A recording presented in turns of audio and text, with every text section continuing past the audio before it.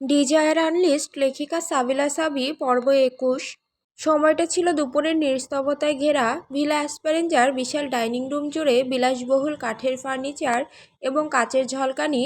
জাভিয়ান সকাল সকাল অফিসের উদ্দেশ্যে বেরিয়ে যাওয়ার প্রকোষ্ঠে এক অস্বস্তিকর শান্তি বিরাজ করছিল। বাড়ির অন্য অন্য সদস্যরা দুপুরের খাবার শেষ করে যার যার রুমে ফিরে গেছে। বর্তমানে বিশাল টেবিলে দুই প্রান্তে বসে আছে লুসিয়া এবং তানবি। লুসিয়া খাবার প্রায় শেষ করে আনলেও তার ধীরগতির খাওয়া ইঙ্গিত দিচ্ছিল যে তার মনোযোগ খাবারের দিকে নয়, বরং তানবির দিকে।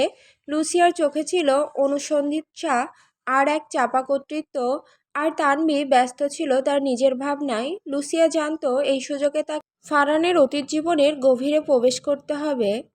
হঠাৎ লুসিয়া কাঁটা চামচ প্লেটে রেখে সরাসরি ঠান্ডা চোখে তানবির দিকে তাকালো।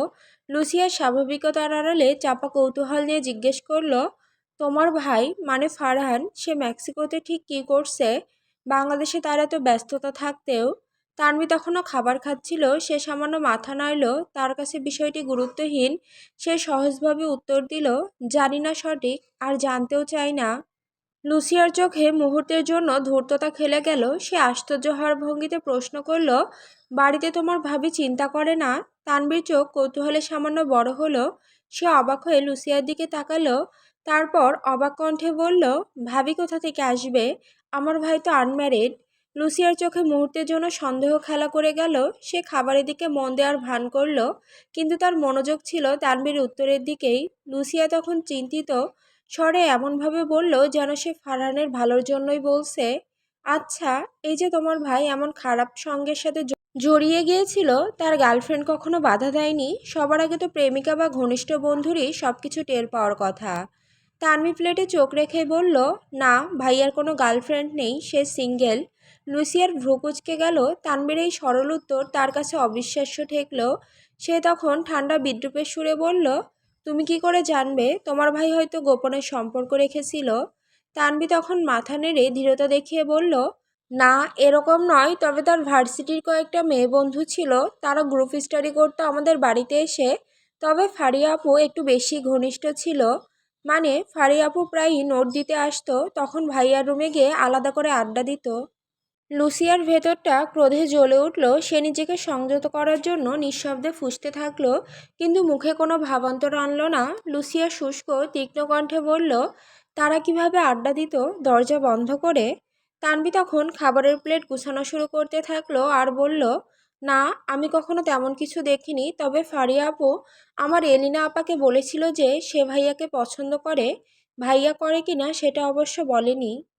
তানভি প্লেট গুছিয়ে দাঁড়িয়ে পড়ল, তার চোখে একরাশ হতাশা। সে গভীর দীর্ঘশ্বাস নিয়ে বলল, হয়তোবা ভাইয়াও করে। আর ফারিয়া আপু আমার ভাবি হলে ভালোই হতো, অন্তত আমার ভাইটা এই ভুল পথ থেকে দূরে থাকতে পারত।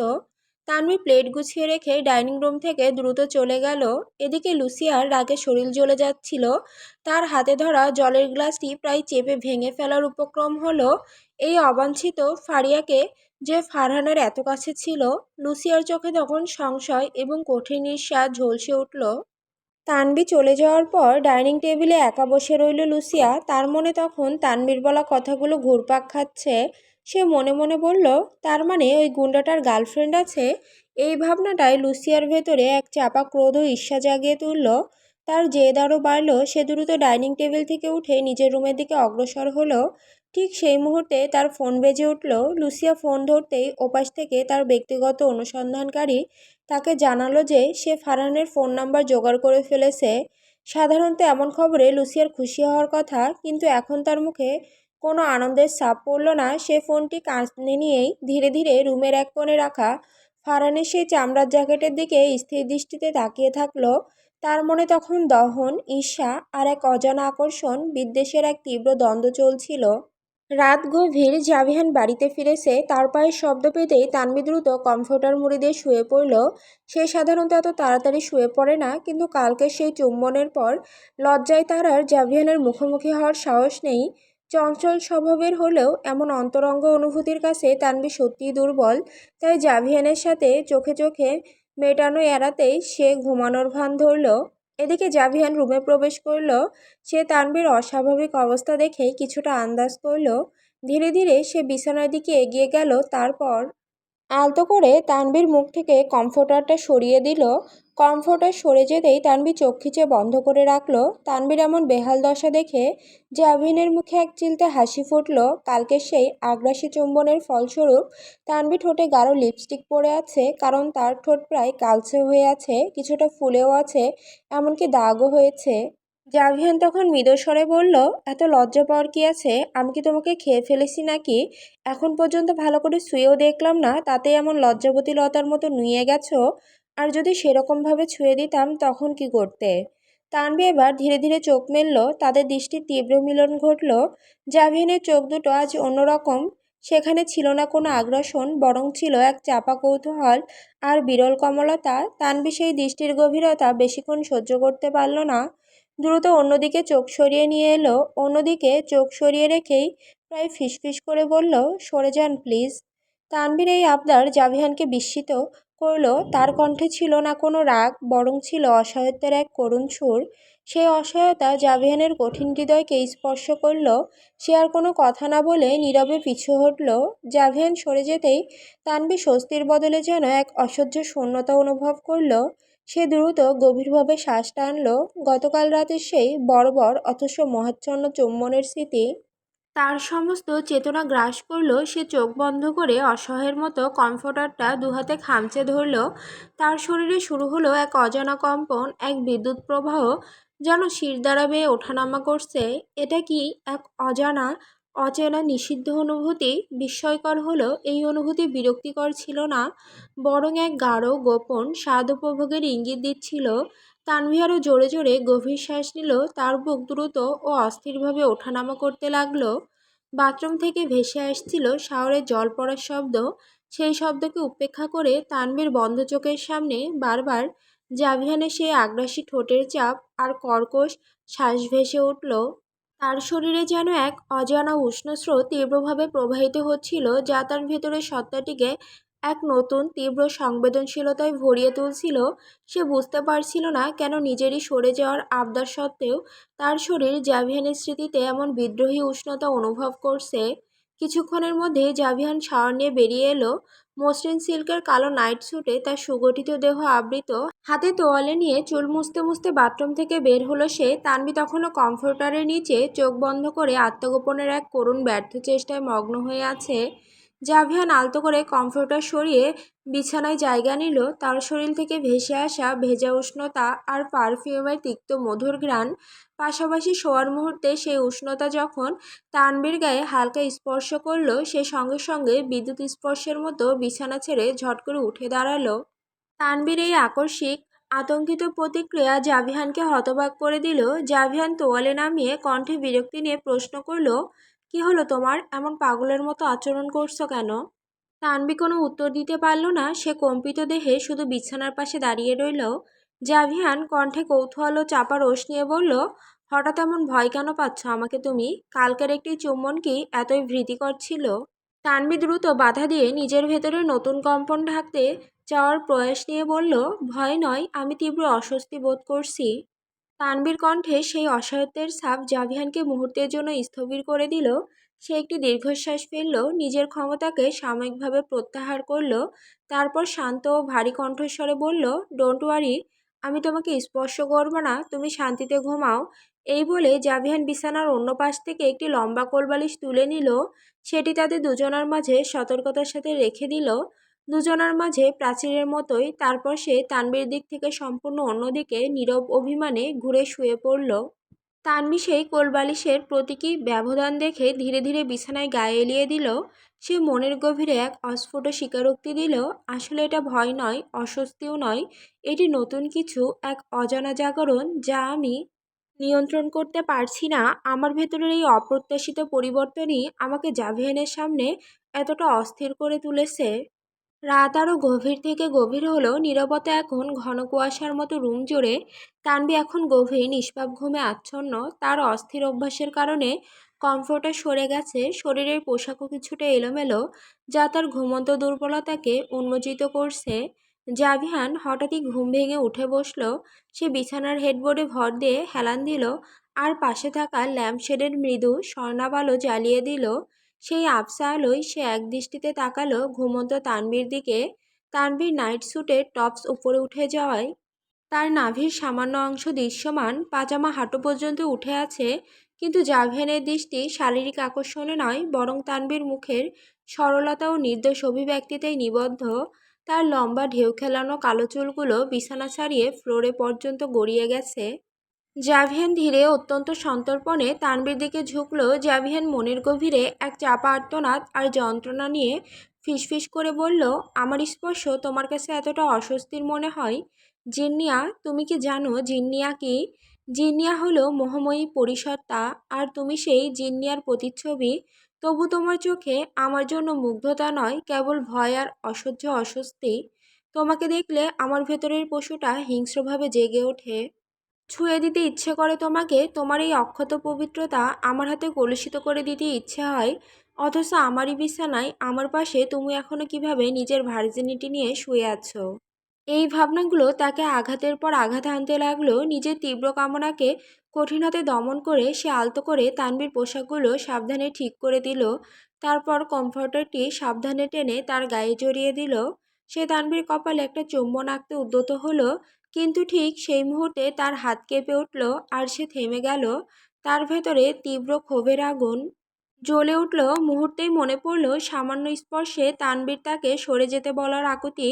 এই প্রত্যাখ্যানের জ্বলন জাভিয়ানকে ভেতর থেকে পুড়িয়ে দিল। সে নিজেকে নির্মমভাবে সংযত করল। সেই দমিয়ে রাখা রাগের বোঝা নিয়ে সে আর চুমু দিল না। সে দ্রুত শুয়ে পড়ল আর আলো নিভিয়ে ঘরটিকে আবার নিশ্ছিদ্র অন্ধকারে ডুবিয়ে দিল। সকাল হয়েছে, ঘরের পর্দা ভেদ করে ভোরের কমল আলো প্রকোষ্ঠে প্রবেশ করছে। তানভীর ঘুম ভাঙল। চোখ মেলে সে প্রথমে নিজের চারপাশে তাকালো। অদ্ভুত এক শূন্যতা অনুভব হলো।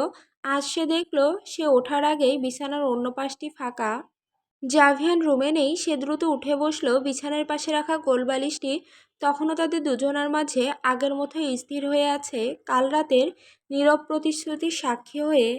কমফোর্টার সরিয়ে সে ঘরের চারিদিকে দৃষ্টি ফেরালো। জাভিয়ানের পোশাক, ঘড়ি বা মানিব্যাগ কোনো কিছুই তার নজরে এলো না। সে বুঝতে পারল জাভিয়ান সম্ভবত অনেক আগে অফিসে চলে গেছে। তানভি ধীরে ধীরে বিছানা ছাড়ল। জাভিয়ানের শক্তিশালী উপস্থিতি ছাড়া রুমটি হঠাৎই অনেক বড় এবং শান্ত মনে হলো। কাল রাতে যে তীব্র আবেগ আর অদ্ভুত উষ্ণতার মধ্য দিয়ে সে গেছে, সেই ঘর এখনও কাটেনি। জাভিয়ানের অনুপস্থিতি তার মনে এক মিশ্র অনুভূতি জাগালো। একদিকে স্বস্তি, আবার অন্যদিকে এক অপরিচিত শূন্যতা। ডাইনিং টেবিলে তানভীর মুখ থেকে ফারিয়া নামটি জানার পর লুসিয়া স্থির করল ফারহানের সঙ্গে এবার সরাসরি কথা বলা অনিবার্য। এটি কেবল ঈর্ষা নয়, এটা ছিল তার অহংকারের প্রশ্ন। নিজের ফোন থেকে ফারহানের নম্বরটি বের করে লুসিয়া সতর্কতার সঙ্গে মেসেজ টাইপ করল, ফারহান, আমি লুসিয়া চৌধুরী। তোমার জ্যাকেটটা আমার কাছে রয়ে গেছে, ওটা নিয়ে কি করবে? আমি ওটা ফেরত দিতে চাই। মেসেজটি দেখার সঙ্গে সঙ্গেই ফারহান বিরক্তিতে ভ্রু কুঁচকালো। সে বুঝতে পারছিল এটা জাভিয়ানের সেই অহংকারী বোন লুসিয়া। তার সঙ্গে কোনো ধরনের যোগাযোগ তার কাম্য ছিল না। ফারহান তখন রিপ্লাই করলো মেসেজের, ওটা দরকার নেই, তুমি ওটা ফেলে দাও।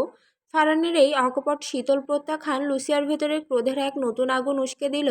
তার জেদ এখন চূড়ান্তে। সে পুনরায় লুসিয়া মেসেজ লিখল, না, এটা শুধু জ্যাকেট ফেরত দেওয়া নিয়ে নয়, তোমার বোন তানভি বিষয়ে কিছু অত্যন্ত জরুরি কথা আছে যা সামনাসামনি ছাড়া আলোচনা করা সম্ভব নয়। এই মেসেজটি ফারহানের সমস্ত ঔদাসীন্য ভেঙে দিল। তার চোখের সামনে ভেসে উঠল তানভীর অসহায় কান্নারত সেই মুখচ্ছবি। মনের প্রসঙ্গ আসতেই তার সব বিরক্তি মুহূর্তে উধাও হলো। ফারহান সাথে সাথে রিপ্লাই করলো, ঠিক আছে, বলো কোথায় দেখা করতে চাও।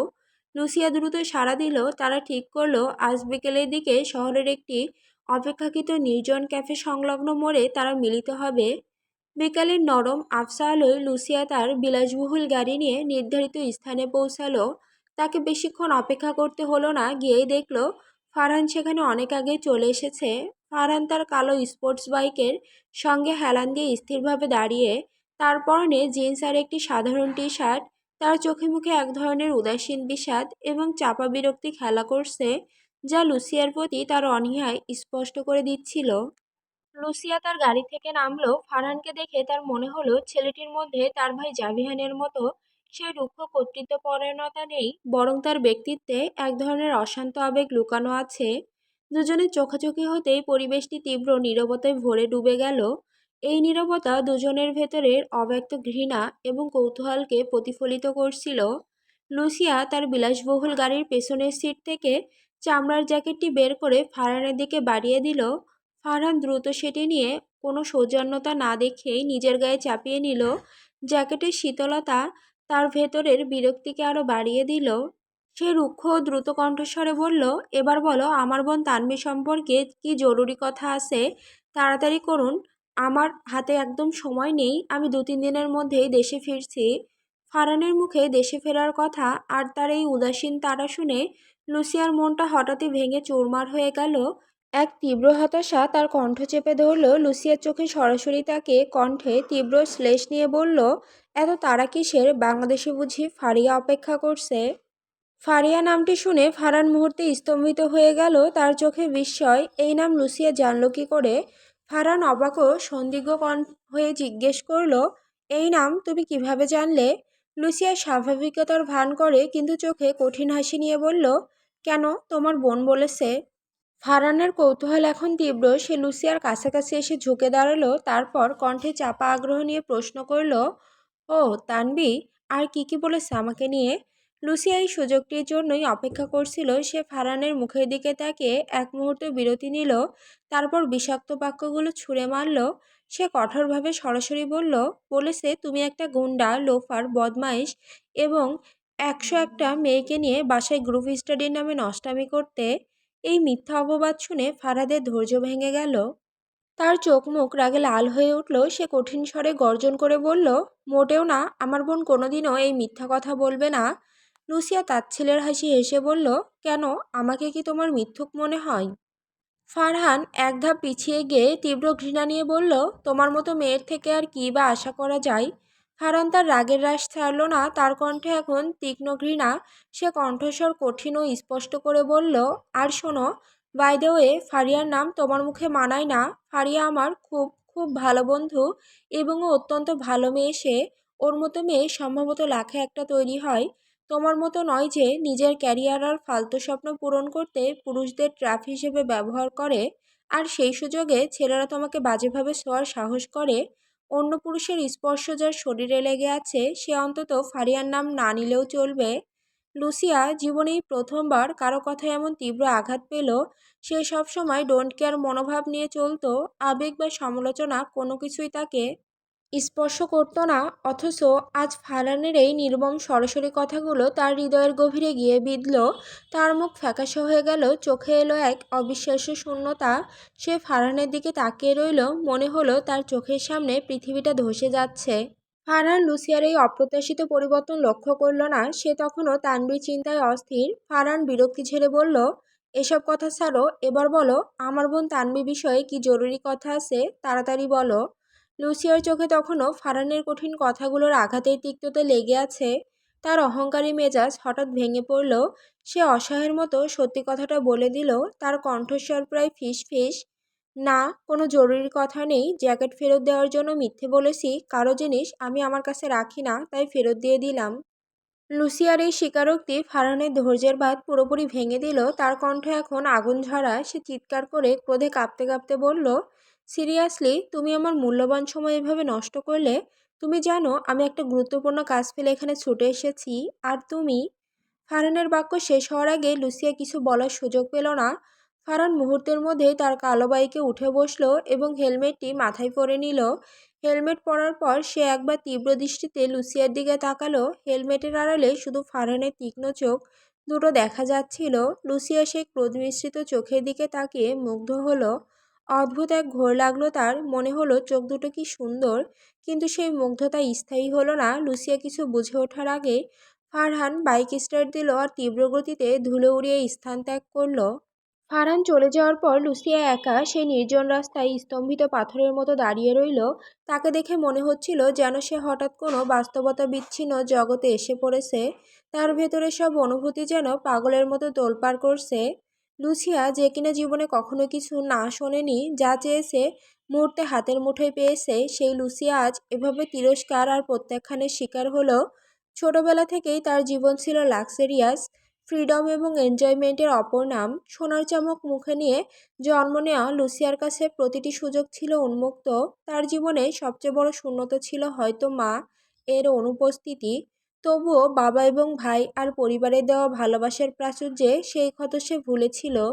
কিন্তু আজ এই মুহূর্তে ফারহানের কর্কশ সত্য আর তার ঠান্ডা প্রত্যাখ্যানের পর সেই প্রাচুর্য, সেই বিলাসিতা সবকিছুই তুচ্ছ মনে হচ্ছে এতদিনের সাজানো জীবন এক বিশাল বৃথা আয়োজন। তার ভেতরের অনুভূতিগুলো এখন নিয়ন্ত্রণহীন, মাথাটা ভো ভো করছে।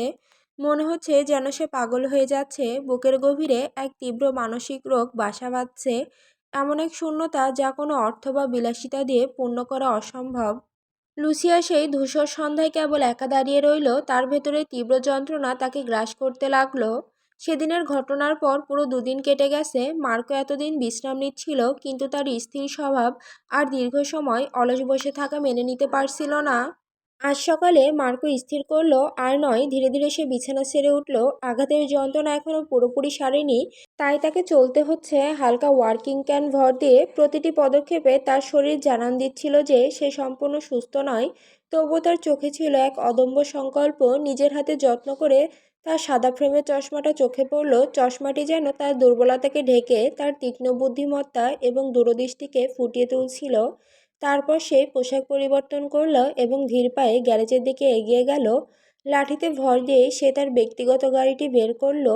স্টিয়ারিং ধরতেই তার হাত কিছুটা কাঁপল, কিন্তু সে নিজেকে স্থির করল। মার্কো আর এক মুহূর্ত নষ্ট করতে চাইল না। সে তার নিজের কাজে, অর্থাৎ নিজের দায়িত্ব পালনের উদ্দেশ্যে বেরিয়ে পড়ল। এক সকাল পেরিয়ে আরেকটি সকালের ম্লান আলো ভিলার কক্ষগুলোতে প্রবেশ করেছে, কিন্তু জাভিয়ান তখনও ফেরেনি। তানভীর গত 2টি দিন যেন ধীরগতির যন্ত্রণায় কেটেছে। কাল রাতে সেই কোলবালিশের ব্যবধান, তারপর জাভিয়ানের শব্দহীন প্রস্থান, সবকিছু মিলে এক অদ্ভুত শূন্যতা তৈরি হয়েছে। জাভিয়ানের এমন অস্বাভাবিক দীর্ঘ অনুপস্থিতি তানভীর ভেতরের আত্মবিশ্বাসকে নাড়িয়ে দিয়েছে। সে বুঝতে পারছে না এই অনুপস্থিতি কি তার প্রতি জাভিয়ানের ক্ষোভ, নাকি অন্য কোনো গুরুতর কারণ। সে একবার রায়হানকে ফোন করেছিল তাৎক্ষণিক অস্থির এক প্রয়োজনে, কিন্তু রায়হান ফোন ধরেনি। এই দ্বিগুণ নীরবতা তানভীর ভেতরে এক অন্ধকার ভয়ের জন্ম দিয়েছে।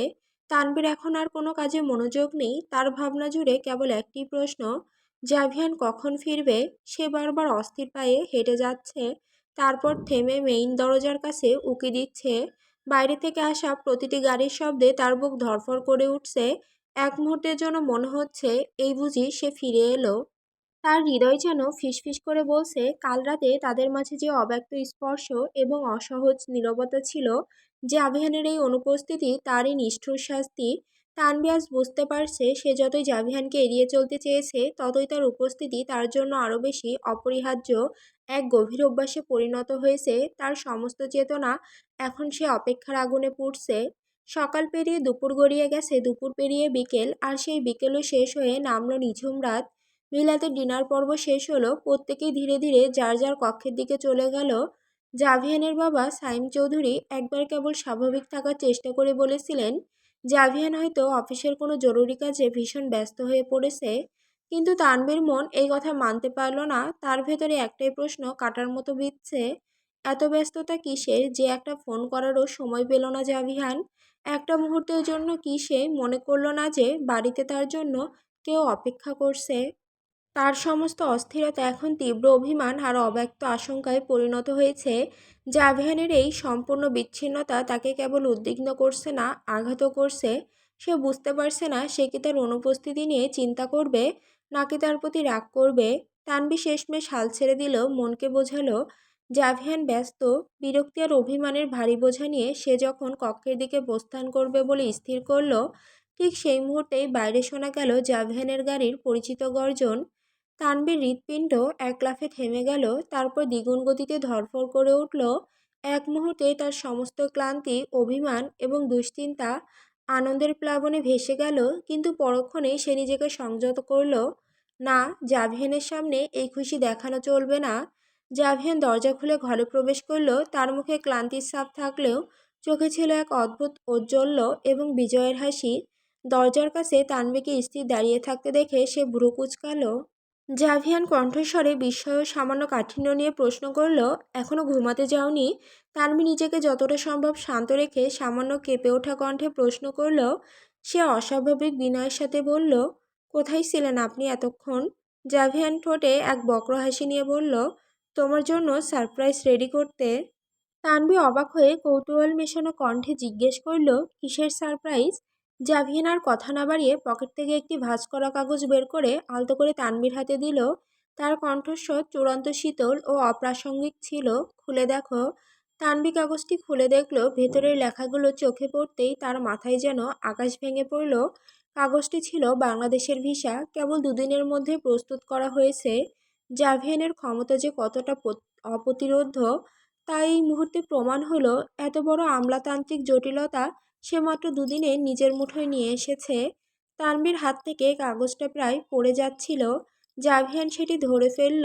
সে জয়ের শানিত দীপ্তি নিয়ে বলল, তোমার মুক্তির চাবি, তোমার ভিসা, কাল রাতেই তোমার ফ্লাইট, তোমার বাবা মা ভাইয়ের কাছে ফিরে যাওয়ার সময় হয়েছে, এবার সব কিছু ঠিকঠাক গুছিয়ে নাও।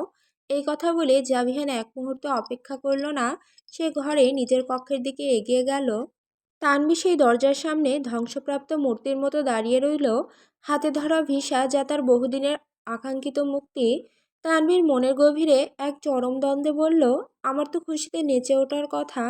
আমি অবশেষে মুক্তি পেতে যাচ্ছি এই বাঁধন থেকে, এই মানুষটার অধিকার থেকে। আমি স্বাধীন। কিন্তু কিন্তু আমার কোনো খুশি লাগছে না কেন? আমার কেন একটু আনন্দ হচ্ছে না? বরং মনে হচ্ছে যেন আমার জীবনের সবচেয়ে প্রিয় কিছু আমার কাছ থেকে ছিনিয়ে নেওয়া হয়েছে। তার দুচোখ ভরে এলো এক অজানা বেদনায়, যা মুক্তির আনন্দকে গ্রাস করে এক অসহনীয় শূন্যতার জন্ম দিল। হাতে ধরা ভিসার কাগজ, সেই কাগজটি যেন তার বহু আকাঙ্ক্ষিত মুক্তির ইস্তেহার নয়, বরং জাভিয়ানের চূড়ান্ত প্রত্যাখ্যানের শীতল সিলমোহর। তানভীর চোখের কোণ বেয়ে হঠাৎই এক ফোঁটা উষ্ণ অশ্রু গড়িয়ে পড়ল। তা গাল পর্যন্ত পড়ার আগেই সে নিজেকে প্রশ্ন করল, এই অশ্রু কেন? এক মুহূর্তের জন্য সে তার নিজের প্রতিক্রিয়াকেই বিশ্বাস করতে পারল না। তার মনের গভীরে তীব্র যন্ত্রণায় সে ভাবল, তার মানে জাভিয়ান অ্যামেলিও চৌধুরী কোনোদিনই আমাকে চায়নি। তার কাছে আমি ছিলাম স্রেফ একজন বাইরের মানুষ, তার জীবনের একটি অস্থায়ী প্রয়োজনীয় উপলক্ষ মাত্র। এখন তার কাজ শেষ, তাই এই আনুষ্ঠানিকতার মোড়কে আমাকে বিদায় করে দিচ্ছে। সে দ্রুত হাতের উল্টো পিঠ দিয়ে সেই অশ্রুবিন্দু মুছে ফেলল। নিজের ভেতরে দুর্বলতা এবং আবেগিক আত্মসমর্পণকে জোর করে লুকিয়ে ফেলতে চাইছে। তানভি নিজের মনকে তীব্র তিরস্কার করে বলল, আমি কেন কাঁদছি? আমার তো কাঁদার কথা নয়। আমার তো তার প্রতি এক বিন্দু কোনো ব্যক্তিগত অনুভূতি নেই। আমি তো প্রতি মুহূর্তে এই বন্ধন থেকে মুক্তি চেয়েছি। তবে এই যন্ত্রণা কেন? আমার এই কাঙ্ক্ষিত মুক্তি আমার জন্য একটু আনন্দ নিয়ে এলো না কেন? এই মিথ্যা সান্ত্বনা তার ভেতরের তীব্র কষ্টকে থামাতে পারল না। জাভিয়ানের নিষ্করুণ বিদায়, যা ছিল চরম ক্ষমতাসম্পন্ন একজন মানুষের চূড়ান্ত উদাসীনতা, তা তানভীর হৃদয়ের গহীনে এক অবিশ্বাস্য শূন্যতা এবং গভীর প্রত্যাখ্যান হয় বোধ তৈরি করে গেল। এখন এই শূন্যতায় তার মুক্তিকে ম্লান করে দিয়ে এক তীব্র বেদনায় পরিণত হলো। তানভি যখন তার মুক্তির বিষাদে দাঁড়িয়ে আছে, ঠিক সেই সময়ে শহরের অন্য প্রান্তে মেইলস্ট্রমের গোপন কার্যালয়ে একটি এনক্রিপ্টেড ফোন কল এলো। মেইলস্ট্রম তখনও তার কর্মব্যস্ততার ক্লান্তি নিয়ে নিজের চেয়ারে বসেছিল। ফোনের রিংটোনটি ছিল অত্যন্ত সংক্ষিপ্ত ও চাপা, যা শুধুমাত্র নির্দিষ্ট কিছু জরুরি কলের জন্য ব্যবহৃত হয়। মেইলস্ট্রম দ্রুত ফোনটি ধরল। তার কণ্ঠস্বর ছিল শীতল ও কর্তৃত্বপূর্ণ। বলো। অপর প্রান্তর কণ্ঠস্বর ছিল সতর্ক ও দ্রুত। স্যার, খবর নিশ্চিত। আপনার চরম শত্রুপক্ষ দ্য ফিনিক্স, সে আগামীকাল রাতে রওনা হচ্ছে। ফ্লাইট ডিটেলস আমরা পেয়েছি। সে রাতের প্লেনেই উঠবে। এই খবর শুনে মেইলস্ট্রমের চোখ দুটো তীক্ষ্ণ হয়ে উঠল। তার চেহারায় মুহূর্তেই ক্লান্তি দূর হয়ে এলো, হিংস্র সংকল্পের কঠোরতা। এই শত্রুকে সে বহু বছর ধরে খুঁজছে। মেইলস্ট্রমের কণ্ঠস্বর ইস্পাতের মতো ধারালো। প্রস্তুত হও, আমি এই সুযোগ হাতছাড়া করতে পারবো না। অপর প্রান্ত থেকে উত্তর এলো, স্যার, প্লেন হলো সবচেয়ে সুরক্ষিত জায়গা। এর পরিণতি মারাত্মক হতে পারে। মেইলস্ট্রম হাসল, সেই হাসি ছিল ভয়ঙ্কর। তারপর সে গর্জন করে বলল, পরিণতি আমার অজানা নয়। কালকের ফ্লাইটেই হামলা হবে। ফিনিক্সকে আমি আমার হাতেই চাই। মৃত্যু বা আত্মসমর্পণ, দ্বিতীয় কোনো বিকল্প নেই। দ্রুত পরিকল্পনা তৈরি করো। মেইলস্ট্রম ফোনটি রাখল। তার মুখে তখন বিজয়ের এক নিষ্ঠুর হাসি। তানভিকে পাওয়ার পরিকল্পনার পর এখন তার মনোযোগ সম্পূর্ণ দীর্ঘদিনের প্রতিদ্বন্দ্বী দ্য ফিনিক্সের দিকে। এই আক্রমণ হবে তার ক্ষমতার চূড়ান্ত প্রদর্শনী।